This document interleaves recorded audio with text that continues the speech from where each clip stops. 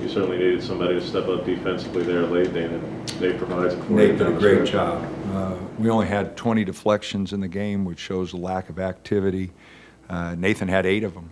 So big difference. The 4 blocks and the 8 deflections, that was the difference in the game. He gave us a presence in there, aggressive defensively. The rest of our guys, you know, we don't foul because we don't get after it enough. You know, 13 fouls, but we're not aggressive enough defensively. Guys aren't thinking about making defensive plays, and to be very honest, we haven't seen that in practice, but I thought he did an unbelievable job tonight and really changed the game. What happened with N'Faly there? His knee was bothering him a little bit, so he couldn't play.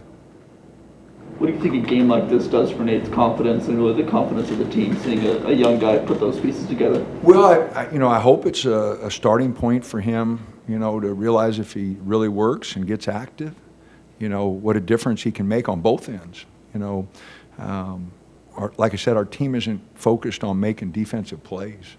You know, they're all offensive oriented, which has really hurt us. Our defensive ranking is not good. We make a lot of mistakes defensively, so we got to get our guys more defensive oriented, and I'm hoping, you know, Will and Nate and his great performance tonight will give him a starting point. How do you go about changing that? Is it just a matter of kind of getting that spark and hoping the snowball starts rolling downhill? For the team? Yeah, for the, you know, for the team, they you know, how hard do you want to compete? How bad do you want to win? I mean, you know, you look at the defensive rankings, Ken Palm, whatever you want to look at, the teams that with good defenses, they win. You know, when we've won, you know, our defensive ranking was good. You know, there's a lot of old sayings, defense travels, you know. There's going to be nights you don't shoot it well, but defensively. And our defensive numbers aren't good.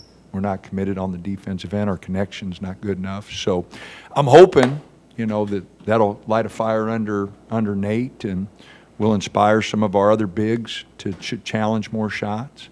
But all our guys have got to get a lot more aggressive defensively. What were your thoughts just on the game in general tonight? Did you feel like you guys came out without much of a spark?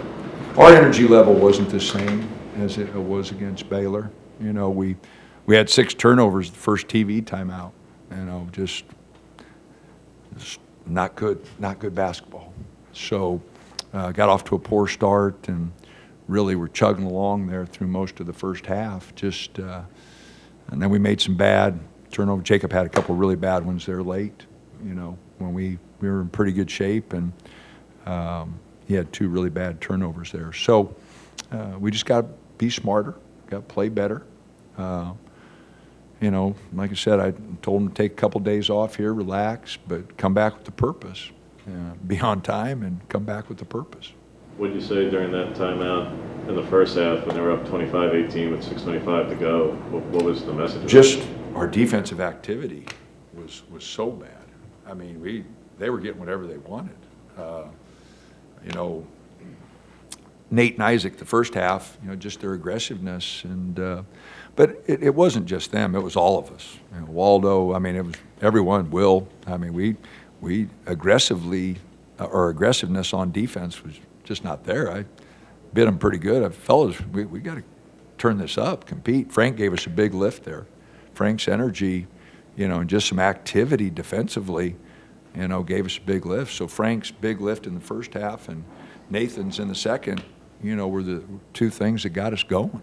What do you think it is, Dana? Because it's not like you know, we're at the halfway point in terms of non-conference to conference, and it's been like 10 years since you guys have been at this point defensively in terms of the analytics. So what can you put your finger on? Is it because it's guys adjusting to the system still in man and press? Is it guard? Well, that's some of it, you know, James. That's some of it. Everybody's coming from a different system, but they're not committed to it.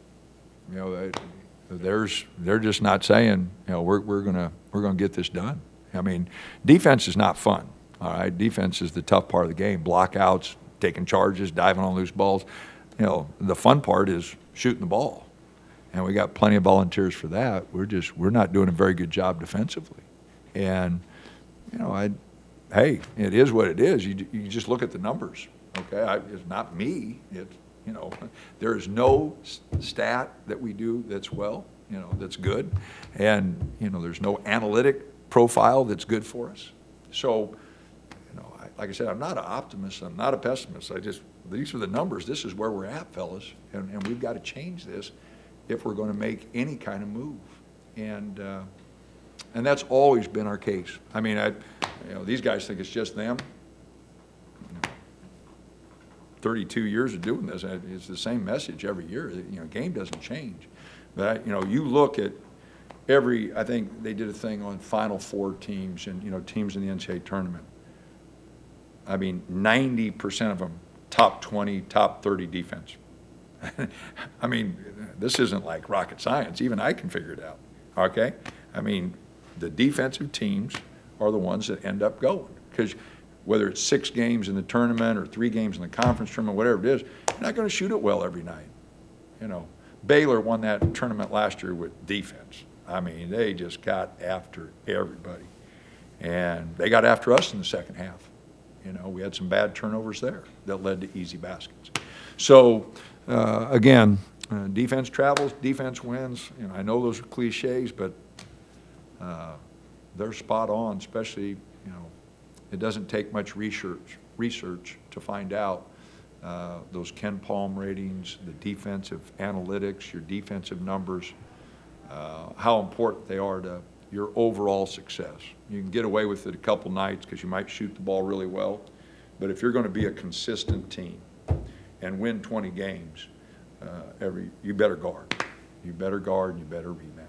And I know that's boring as hell, but it's been proven here, been proven basically on every level.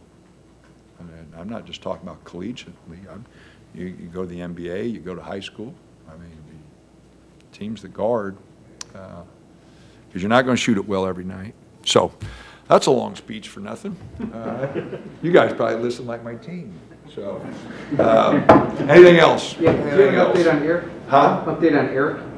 What's the status going forward? Knee was bothering him, so he took the night off. Hopefully, you know, with 4 days here, it'll calm down a little bit. Him and Dante both, hopefully, with 4 days here, you know, they'll be back hopefully on the 30th.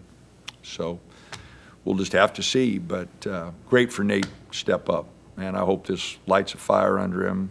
Consistency in practice, because that 8-minute stretch, 10-minute stretch there was really something. That was on the defensive end. The offensive end, most of those were made for him. Will made him some nice shots, but the defensive end is where he separated himself. That was really good with, and he boarded.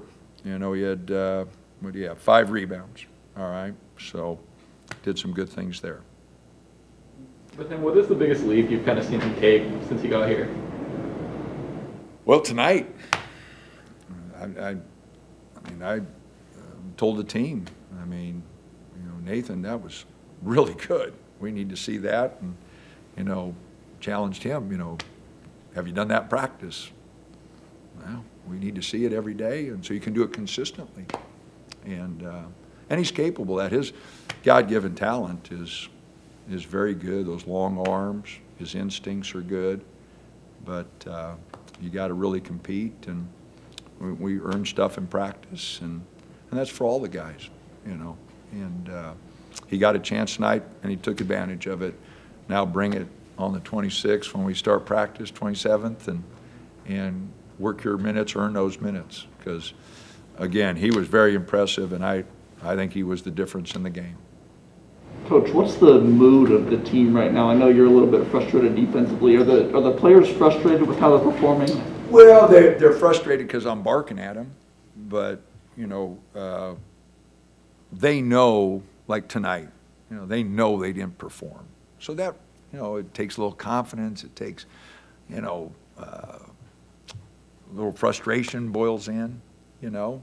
Davion, you know, offensively really shot it well the other night. Quincy, you know, he's in there shaking his head because he went 1 for 6. He hit a big one, but, you know, he had 5 open ones before that, didn't hit him. So that's frustrating because those guys, you know, and I'm saying, hey, that's going to happen. You're going to go 1 for 7, Davion. You know, nights, Quincy, you're going to go 1 for 6.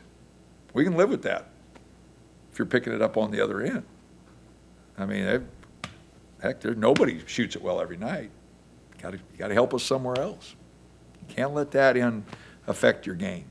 And vets should know that. So just got to pick that up. Got to pick that up.